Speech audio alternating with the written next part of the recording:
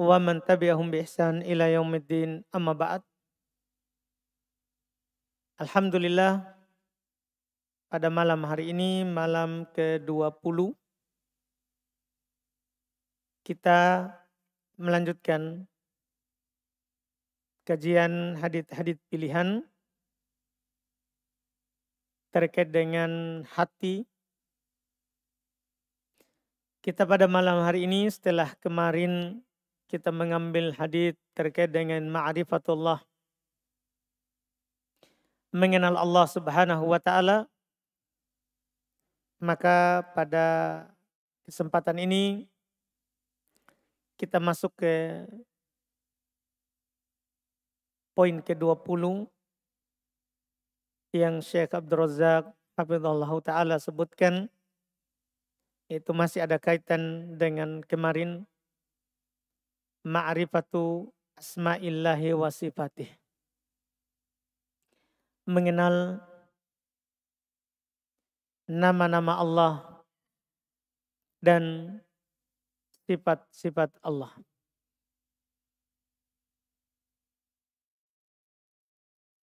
Kita sudah paham kemarin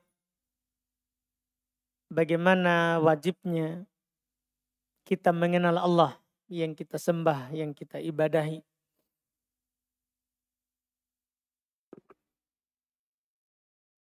Allah punya nama dan juga memiliki sifat. Tidak sempurna kita dalam mengenal Allah kalau tidak mengenal nama-namanya, kalau tidak mengenal sifat-sifatnya. Karena dengan mengenal nama Allah, seorang akan mampu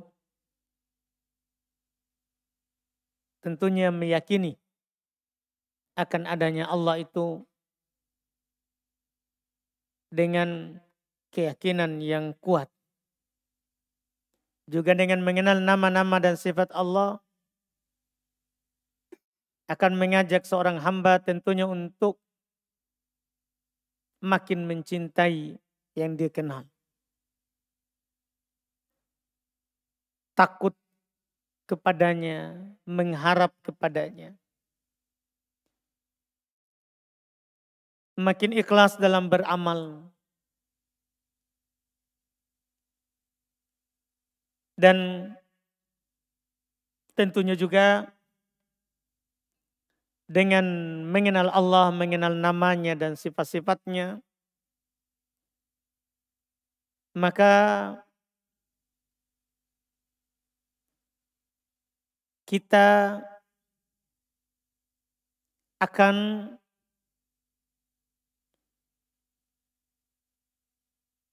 selalu mendekatkan diri kepada Allah. Misalnya kita kenal bahwa Allah Subhanahu wa taala bernama As-Sami', yang Maha mendengar. Berarti kita akan mendekatkan diri kepada Allah dengan kebaikan. Karena kita tahu kalau kita mengucapkan hal yang tidak baik, Allah dengar. Dan Allah akan menyiksa kita. Karena Allah dengar, nanti hasilnya kalau keburukan akan disiksa. Kalau kebaikan, maka akan diberikan pahala. Kita misalnya mengenal Allah Subhanahu wa taala Al-Basir, yang Maha melihat. Maka perbuatan kita akan batasi. Karena kalau kita berbuat yang tidak baik, kita langsung sadar, oh Allah melihat saya. Ini kan memunculkan nanti ibadah, perbuatan baik. Belum lagi yang lain. Kita mengenal nanti nama-nama Allah yang terkait dengan perbuatannya. Al-Khaliq, pencipta. Al-Mudabbir, pengatur. Al-Muhyi, yang menghidupkan. Ini kan terkait dengan perbuatan Allah. Maka itu nanti tentunya akan memunculkan yang saya katakan tadi. Istilahnya dalam bahasa Arab akan muncul yang namanya muraqabatullah. Merasa selalu diawasi oleh Allah. Merasa selalu butuh kepada Allah. Ini buah dari kita mengenal nama-nama dan sifat Allah Subhanahu wa taala. Dalam judul ini beliau sebutkan 3 hadis. Pilihan dalam hal ini. Beliau sebutkan pertama hadits Abu Hurairah, kemudian kedua haditsnya Abdullah, kemudian yang ketiga ada hadits Aisyah radhiyallahu taala anha. Kita baca hadits yang pertama, beliau katakan an Abi Hurairah radhiyallahu taala anhu qala anin Nabi sallallahu alaihi wasallam qala inna lillahi tis'atan wa tis'ina asman mi'atan illa wahidan man ahsaha dakhalal jannah. Berarti mengenal nama Allah itu penting sekali karena juga sebab masuk surga. Kita mulai dari Abu Hurairah radhiyallahu taala anhu, beliau berkata dari Nabi sallallahu alaihi wasallam bersabda, innalillah, sesungguhnya Allah Subhanahu wa taala memiliki tis'atan wa tis'ina asman, 99 nama. Mi'atan illa wahidan, yaitu 100 kecuali 1. Itu 99. Man ahsaha dakhalal jannah. Siapa yang mengahsonya. Di sini tidak dikatakan siapa yang menghafalnya, bukan. Ahso itu maknanya lebih daripada menghafal. Siapa yang mengahsonya maka dia akan masuk surga. Apa artinya mengahso? Pertama dia hitung lafadznya, jumlahnya. Itu namanya ahso. Iya, karena ahso itu bisa bermakna menghitung-hitung. Seperti ucapan Nabi la uhsi sana'an alaik. Saya tidak bisa membatasi, menghitung-hitung pujianku kepadamu. Jadi ahso bisa bermakna menghitung. Nah, ini sesuai dengan awal bilangannya 99. Itu kan hitungan, itu angka. Itu makna pertama. Makna kedua, ahso bermakna al-fahm. 5 ani. Memahami maknanya. Jadi kita tahu, oh ada 99. Terus kita pahami artinya masing-masing dari nama itu. Karena masing-masing dari nama Allah itu punya makna yang berbeda-beda. Memang dia nama untuk satu, Allah, tapi maknanya berbeda-beda. Iya. Jadi makna mengahso artinya memahami maknanya. Makna yang ketiga, ad-du'a biha. Berdoa dengan menggunakannya, itu namanya ahsa. Misalnya kita minta ilmu yang alim, kita minta rezeki ya Razzaq, kita minta kehidupan ya Muhyi, ya Hayy. Iya, kita minta untuk dicukupkan ya Goni. Iya, sesuai dengan yang kita minta, itu namanya ahsa. Jadi mengetahui jumlahnya, memahami artinya, dan berdoa dengan itu namanya ahsa. Kata Nabi, waman ahsoha, menghitung jumlahnya, memahami artinya, dan berdoa dengannya, dakhalal jannah, maka dia akan masuk surga. Jadi keutamaan itu menghafal Asmaul Husna, kemudian paham artinya, dan beramal dengan keharusannya. Iya. Anggaplah lafaz yang terkenal yang semua kita tahu, lafaz Allah. Itu kan salah satu nama Allah adalah Allah. Oh, ini salah satu nama Allah. Itu namanya Ahsa. Yang kedua, pahami maknanya. Apa maknanya Allah? Maknanya Allah al-ilah, yang disembah. Ya, karena Allah itu dari asal kata al-ilahu. Makanya kalau kita baca Allah itu panjang lamnya. Allah, karena asalnya al-ilah. Kemudian dihilangkan hamzanya. Untuk meringankan lafaz. Dihilangkan hamzanya. Jadinya kan Allah, kan hilang i-nya. Allahu. Iya. Makanya selalu dipanjangkan. Padahal kadang tidak ada lafaz panjangnya. Tapi dari asalnya. Maknanya al-ilah al-ma'luh. Yang diibadahi. Berarti nanti memahami kandungannya akhirnya kita akan beribadah kepada Allah. Itu baru maknanya Allah. Dia yang disembah. Kemudian kita berdoa dengannya. Kalau kita memintakan biasa kita bilang Allahumma. Itu kan asalnya ya Allah. Allahumma itu ya Allah.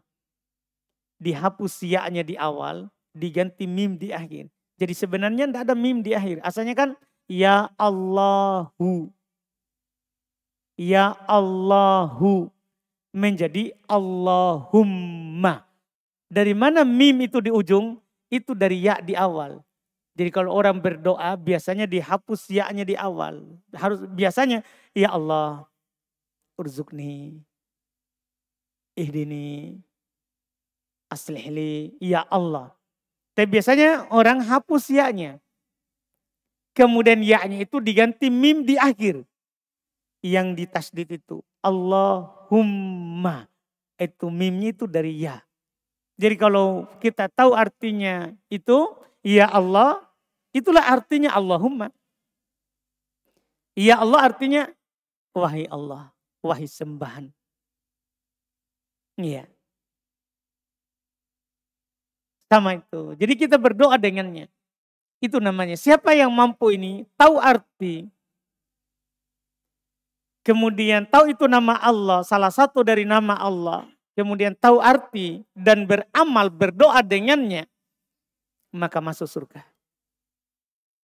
Maka masuk surga. Nah, ini beliau bawakan hadis ini menunjukkan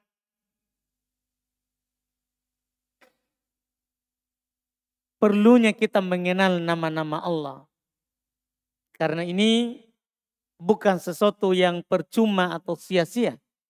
Bahkan jaminannya surga. Kemudian yang kedua, perlunya kita mempelajari artinya.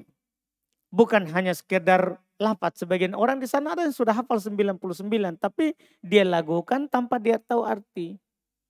Bukan itu yang diinginkan. Kita harus pelajari apa artinya. Apa maknanya. Kapan kita tahu itu nama Allah, kemudian kita tahu artinya, maka berdoa dengannya itu akan datang sendiri. Karena otomatis akan muncul dengan di dalam ucapan doa kita menyebutkan nama yang cocok. Kita meminta pengampunan, pasti kita bilang, ya Ghafur. Iya. Ighfirli. Ampuni saya. Kan pasti begitu. Iya. Ya Alim. Alimni.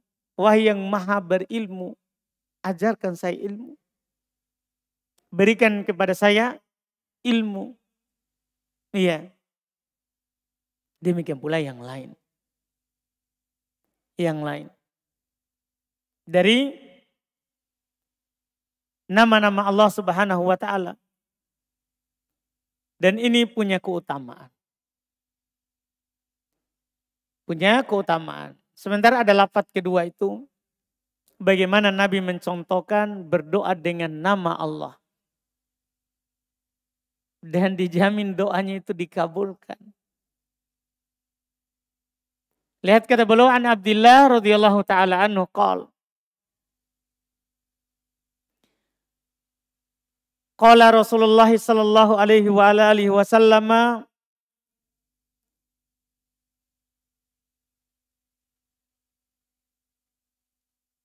Ma asoba ahadan qat hammun wala hazanun.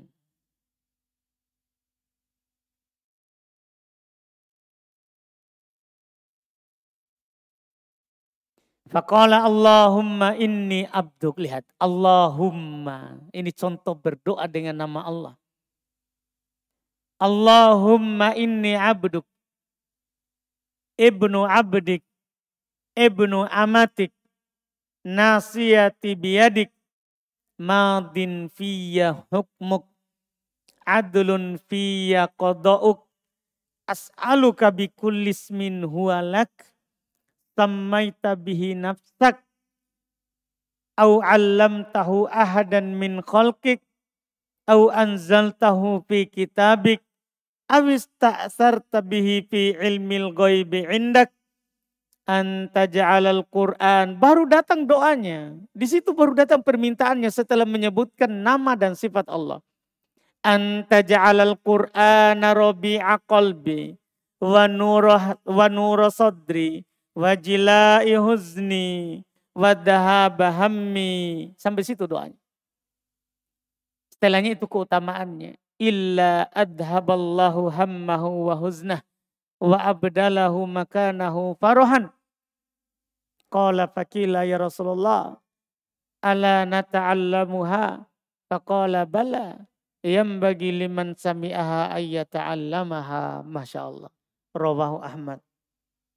Ini riwayat Imam Ahmad. Contoh doa dengan menggunakan nama Allah dan dijamin dikabulkan. Kata beliau dari Abdullah radhiyallahu taala anhu, beliau berkata Rasulullah sallallahu alaihi wasallam bersabda, ma asaba ahadan qat hammun wala hazan. Tidaklah seorang pun ditimpa oleh ham, kegundagulanaan. Wala hazan, tidak pula dia ditimpa oleh kesedihan. Artinya dia sekarang susah, sedih. Ada yang menimpanya. Kemudian dia berdoa. Allahumma inni abduk. Ya Allah, saya ini adalah hambamu. Belum dia sebutkan permintaannya dulu. Dia nyatakan dulu dirinya di hadapan Allah. Allahumma ya Allah, inni abduk. Saya ini hambamu. Ibnu abdik. Putranya hambamu. Hamba laki-lakimu.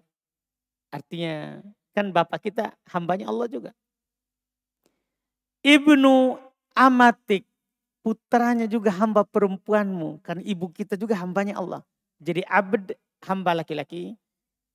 Amah hamba perempuan. Iya. Nasiyati biyadik. Ubun-ubunku ada di tanganmu. Artinya dia mengakui kelemahannya. Dia mengakui kekuasaannya Allah.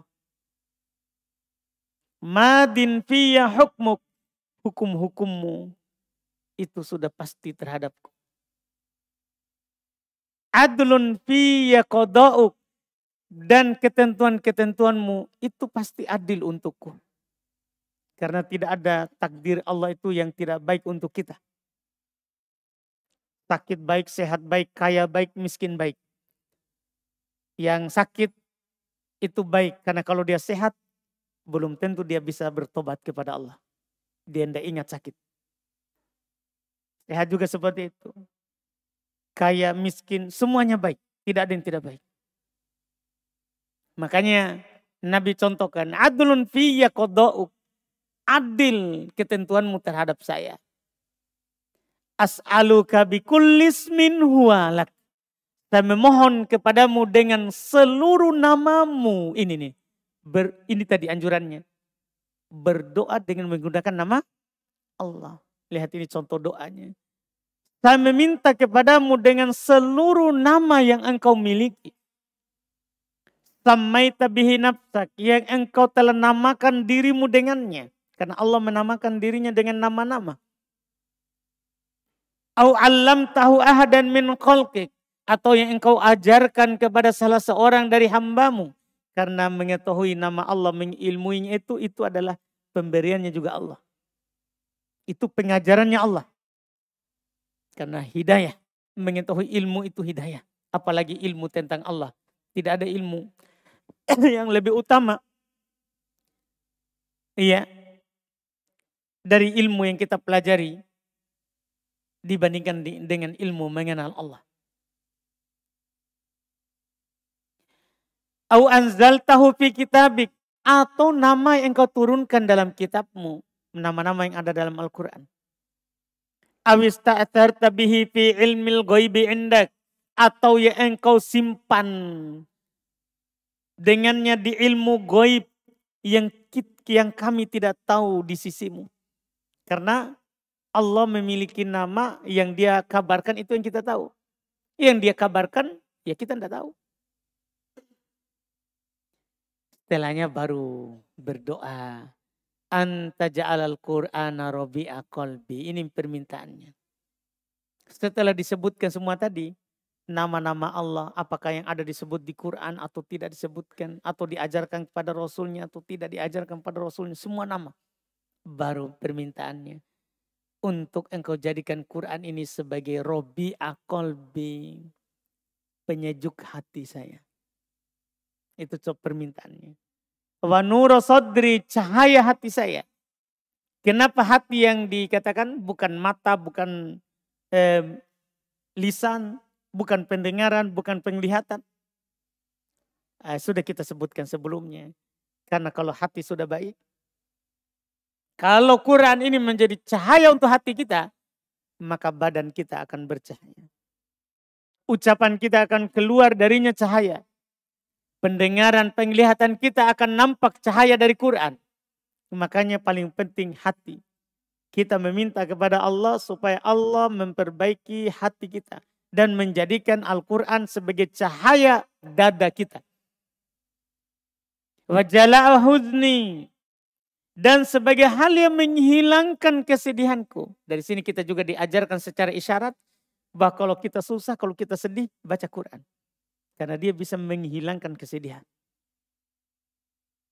Karena kan di awal, untuk menjadikan Quran ini sebagai penyejuk hatiku, cahaya bagi dadaku, dan penghilang kesedihanku. Wadahaba hammi, dan yang menghilangkan gundah gulanaku. Iya, ini Quran. Sampai situ doanya. Siapa? Kata Nabi tadi. Tidaklah seorang berdoa dengan doa seperti ini. Menggunakan nama-nama Allah dalam permintaannya. Apa ganjarannya? Illa kecuali pasti. Adhaballahu hammah. Allah akan menghilangkan gundah gulananya. Wahuznah. Kesedihannya. Itu kalau antum berdoa dengan menggunakan nama Allah. Iya. Allah akan menghilangkan gundah gulana kita, kesedihan kita. Ini kita diajarkan cara menghilangkan kesedihan. Sebagian kita kalau lagi sedih, lagi susah, status, gatal tangan, status di WA, status di Facebook. Tidak, itu tidak menghilangkan kesedihan. Iya. Yang menghilangkan kesedihan itu kalau kita baca Quran. Kalau kita berdoa kepada Allah. Bukan pergi status. Sebagian orang begitu. Lebih penting status daripada berdoa kepada Allah. Kita bisa melihat Nabi Yakub. Hilang anaknya pertama Yusuf. Setelah itu lagi hilang anaknya saudaranya Yusuf. 2 orang. Ketika mendapatkan hilang kedua itu dan itu jauh masanya. Yusuf tidak kembali-kembali sudah lama. Iya. Kemudian kan mereka tinggal di Mesir.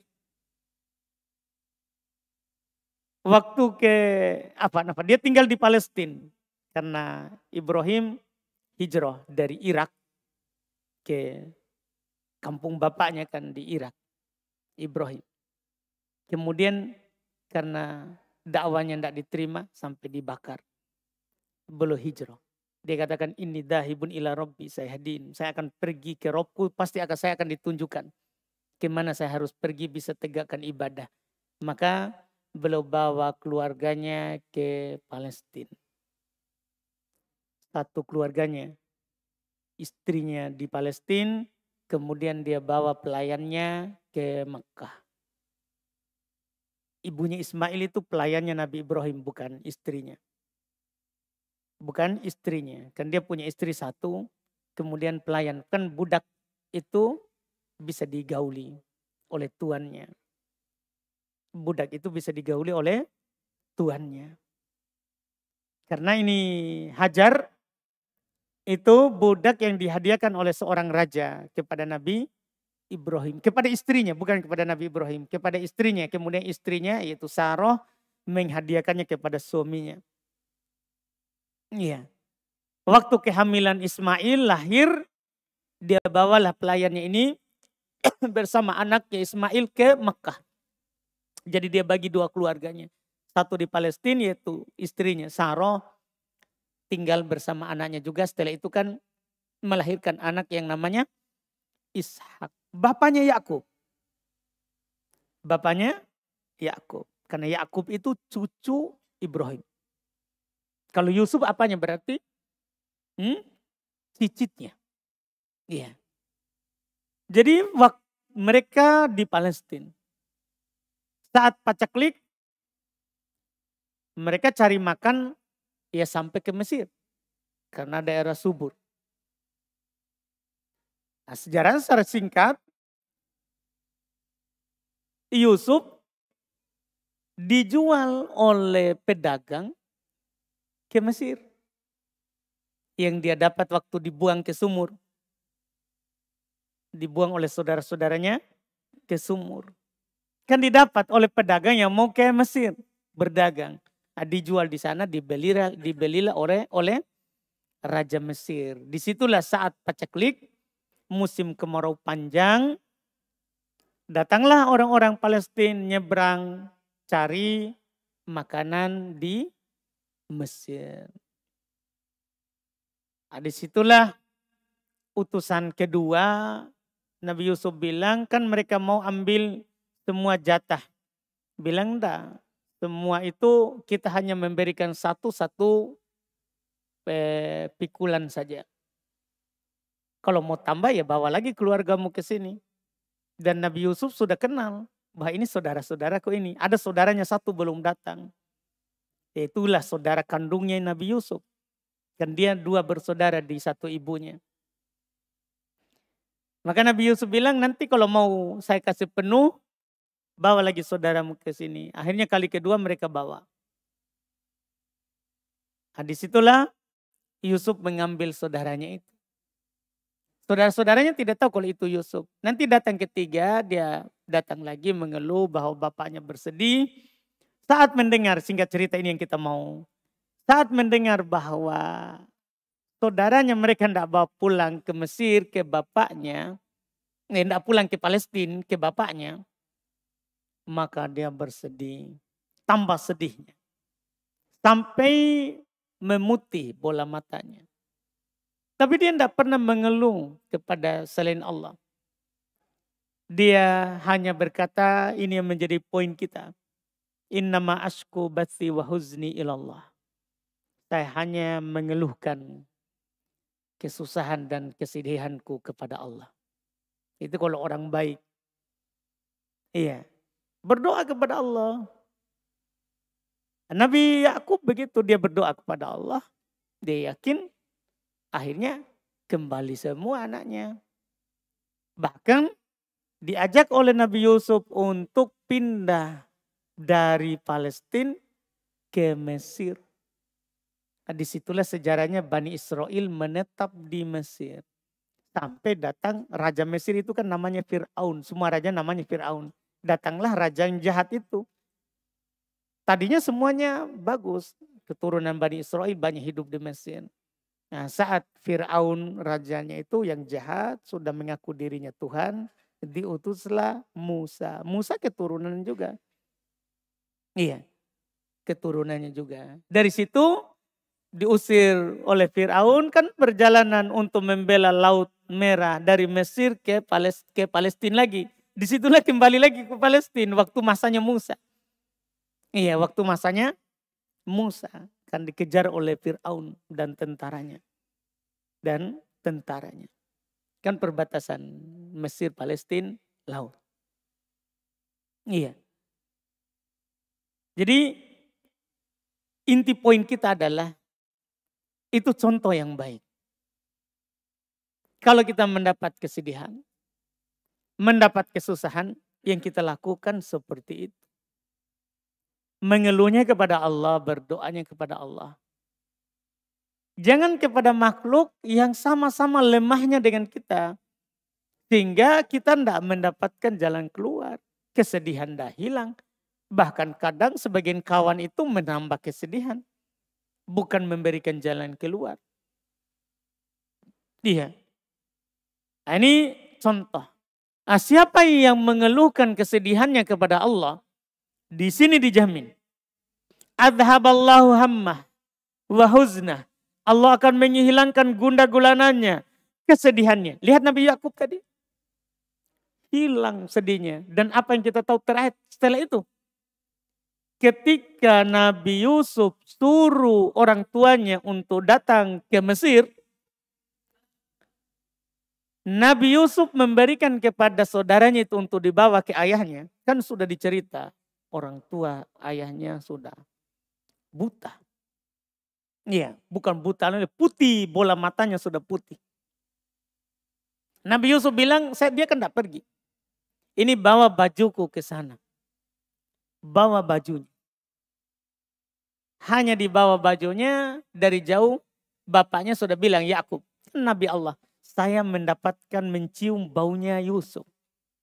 Tapi anak-anaknya di rumah bilang, kamu masih di hayalanmu dulu. Terus kamu mengingat Yusuf padahal kamu sudah seperti itu. Tapi kan ini Nabi Allah. Sampai datang rombongan itu bahwa diceritakan yang terjadi. Dikasih bajunya anaknya. Langsung kembali melihat matanya. Hilang itu putihnya. Itu dia. Jadi mengeluh kepada Allah itu menghilangkan sakit. Matanya yang buta jadi melihat. Bayangkan matanya buta. Tidak dioperasi. Hilang kesedihan. Hilang butanya. Hilang butanya. Diangkut ke Mesir. Diangkutlah semuanya ke Mesir. Disitulah tinggal Bani Israel di Mesir. Bani Israel itu maksudnya keturunannya Israel. Israel maksudnya Yakub, nama lainnya. Nama lainnya Yakub adalah Israel. Dia punya 12 keturunan. 10 dari ibu, 2 dari ibu yang lain. Iya. Menjadi 12 suku. Bani Israel. Itulah saat keluar dari laut Mesir, dikejar oleh Fir'aun, lautnya terbelah menjadi 12. Karena masing-masing suku lewat di situ. Iya, lewat di belahan lautnya itu. Ini poin kita. Inilah sesuai dengan janji Nabi SAW. Siapa yang berdoa meminta dengan nama Allah, akan dikasih apa yang dia minta. Makanya Allah Subhanahu wa taala berfirman di Quran, "Walillahil asmaul husna fad'uhu biha." Allah Subhanahu wa taala memiliki nama-nama yang indah, maka berdoalah dengan menggunakan nama itu. Penting kita tahu itu nama Allah supaya kita berdoa dengannya.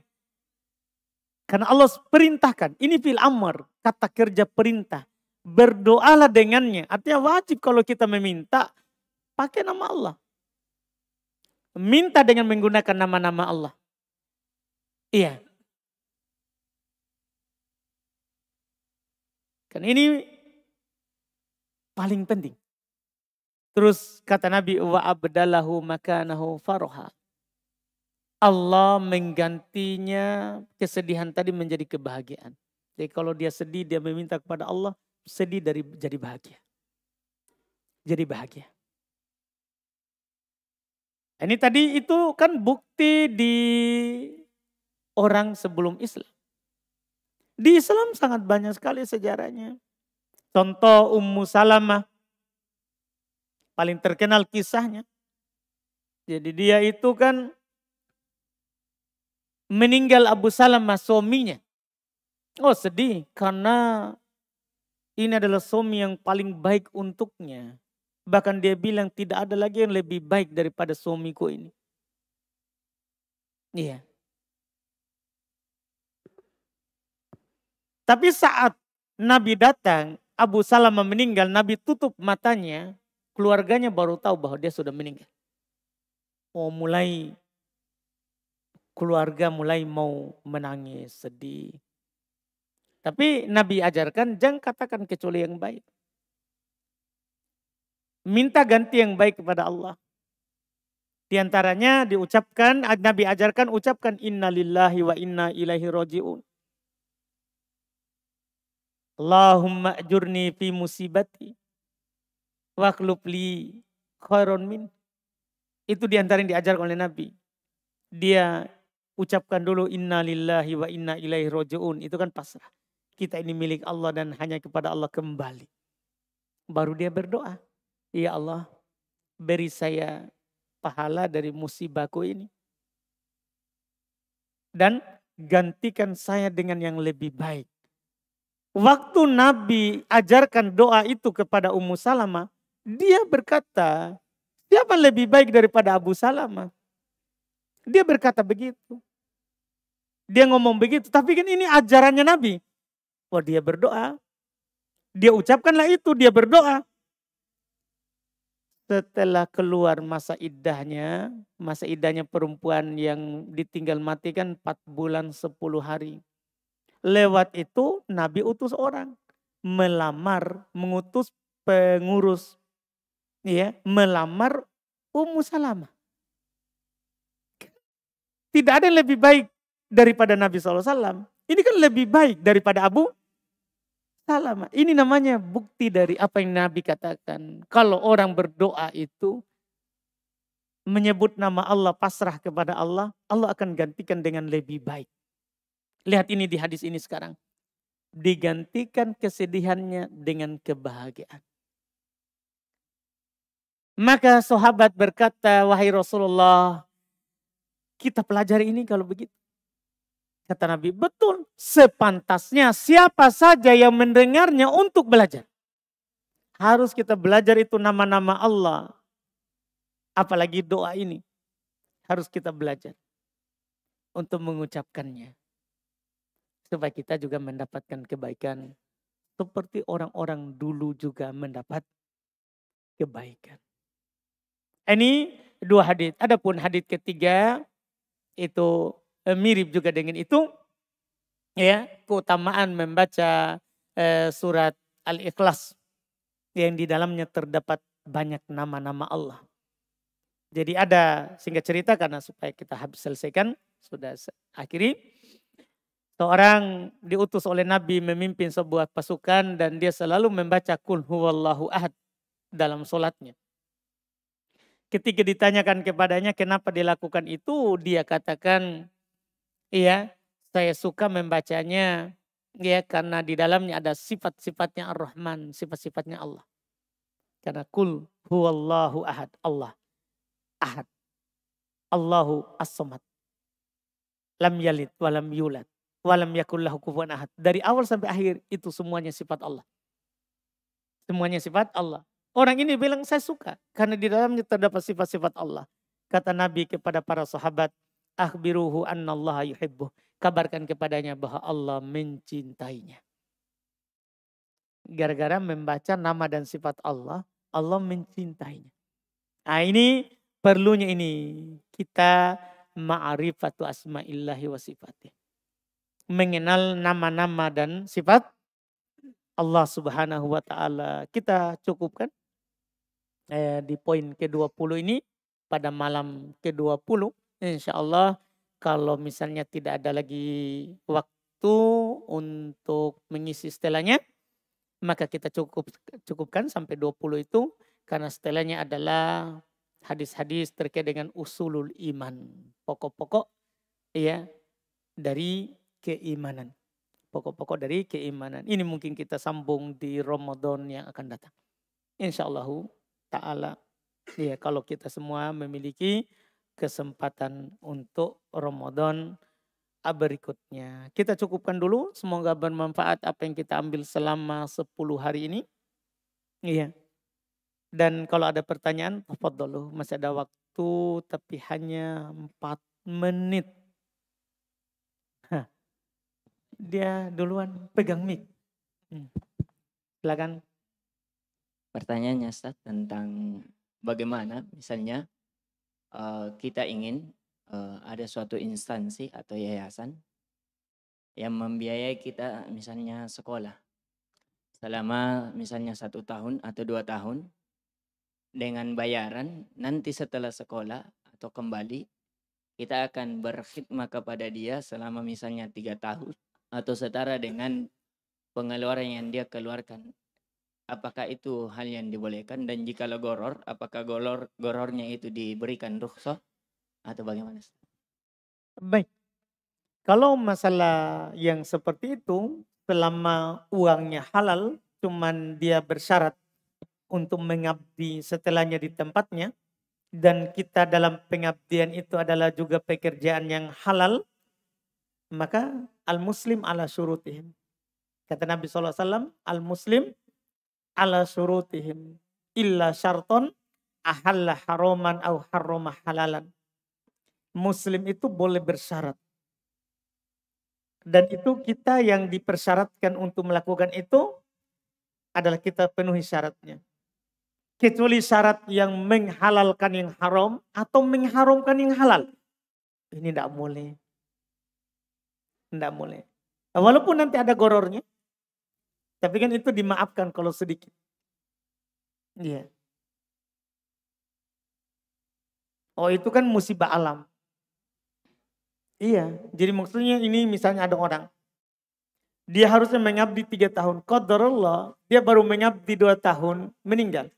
Itu kan dimaafkan.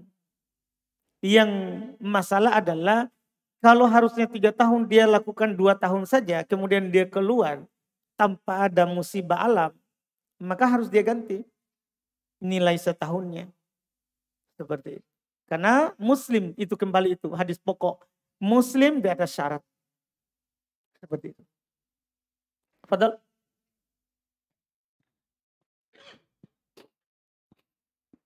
Cek. Baik, bismillah. Afwan Ustaz, saya ingin bertanya terkait masalah doa Ustaz. Kan sebagaimana yang kita ketahui ada hadis Nabi yang mengatakan tidak ada yang dapat menolak takdir kecuali doa. Dan juga perubahan takdir karena doa juga termasuk takdir Ustaz. Sebagaimana juga yang telah disebutkan tadi bahwa jika seseorang itu berdoa menyebut dengan nama Allah maka pasti akan diijabah. Dan apabila kita mengumpulkan semua sebab-sebab terkabulnya doa dan juga kita berdoa di waktu yang paling mustajab, kemudian setelah itu kita mengatakan, saya yakin Allah pasti kabulkan doa saya. Apakah yang demikian itu termasuk kita berbaik sangka kepada Allah, kita yakin kepada Allah, atau itu termasuk kita mendahului ketentuan dan ketetapan Allah? Karena sejatinya kita tidak tahu apakah yang kita minta ini baik untuk kita. Toyib Ustaz, mungkin pertanyaan yang kedua. Pertama dulu itu, alhamdulillah. Jadi sebenarnya, alhamdulillah sebagaimana yang kita katakan bahwa kalau kita berdoa kan pasti dikabulkan. Mau di waktu mustajabah atau tidak. Karena umum di ayat. Cuman waktu mustajabah itu sebab yang kuat. Daripada waktu yang tidak mustajabah. Allah kan sudah katakan. Wa qala rabbukum ud'uni astajib lakum. Rob kalian berkata berdoa kepadaku saya pasti akan kabulkan. Kemudian ketika kita sudah berdoa dan kita bersangka baik pasti akan dikabulkan. Itu bersangka baik namanya. Bukan mendahului takdir. Karena bentuk pengabulan itu ada 3. Kita harus yakin pasti dikabulkan. Cuman pengabulan itu ada 3. Dikasih seperti yang kita minta. Atau dihindarkan bahaya yang lebih. Atau seperti yang kita minta. Atau disimpan, dikabulkan nanti di akhirat. Berarti kan tidak salah kita punya keyakinan pasti dikabulkan. Cuman bentuk pengabulannya 3 itu. Seperti yang diminta. Atau dipalingkan bahaya seperti yang diminta, atau disimpan untuk hari kiamat. Terus kedua. Pertanyaan kedua Ustaz, terkait ayat Al-Quran yang menyebutkan tentang wa yad'unana raghaba wa rahaba. Yaitu ketika seorang berdoa harusnya dia mencampurkan antara berharap dan juga khawatir tidak dikabulkan. Kemudian ada hadis Nabi yang mengatakan ud'ullaha wa antum muqinuna bil ijabah.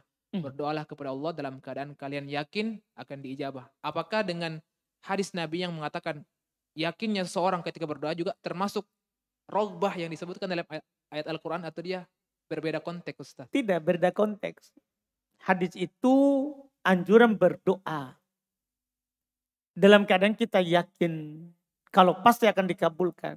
Sementara ayat yang kita sebutkan itu sifatnya para nabi, bukan berdoanya para nabi. Kan itu di surah Al-Anbiya kan? Kan innahum kanu yad'unana rogoban wa rohaba. Bakanu lana khosyi'in. Kan begitu. Ini sifatnya para nabi, bukan doa. Sifatnya para nabi itu selalu berdoa kepada kami. Dalam keadaan cinta untuk dikabulkan kalau itu kebaikan. Takut. Nah, untuk tidak dikabulkan kalau itu keburukan. Begitu arahnya. Kan doa itu bukan meminta kebaikan saja. Tapi kita juga meminta dihindarkan kepada kejahatan. Kan seperti itu. Kan kita berharap kebaikan, takut siksa. Takut siksa. Yang jelas itu bukan doa. Itu tadi adalah sifatnya para nabi. Innahum kanu yisari'una fil khairat. Mereka itu selalu bersegera dalam kebaikan. Wa yad'unana rogoban wa rohaba. Mereka berdoa kepada kami, selalu berdoa kepada kami dalam keadaan ya penuh dengan rasa cinta, rasa harapan, dan rasa takut. Seperti itu. Jadi tidak bertentangan antara ayat dan hadits. Barakallahu fikum. Kita cukupkan karena kita sudah lewat 3 menit. Tapi mungkin saya dimaafkan karena hari terakhir. Alhamdulillah. Baik. Subhanakallahumma hamdik. Asyhadu an la ilaha illa anta astaghfiruka wa atubu ilaik. Assalamualaikum warahmatullahi wabarakatuh.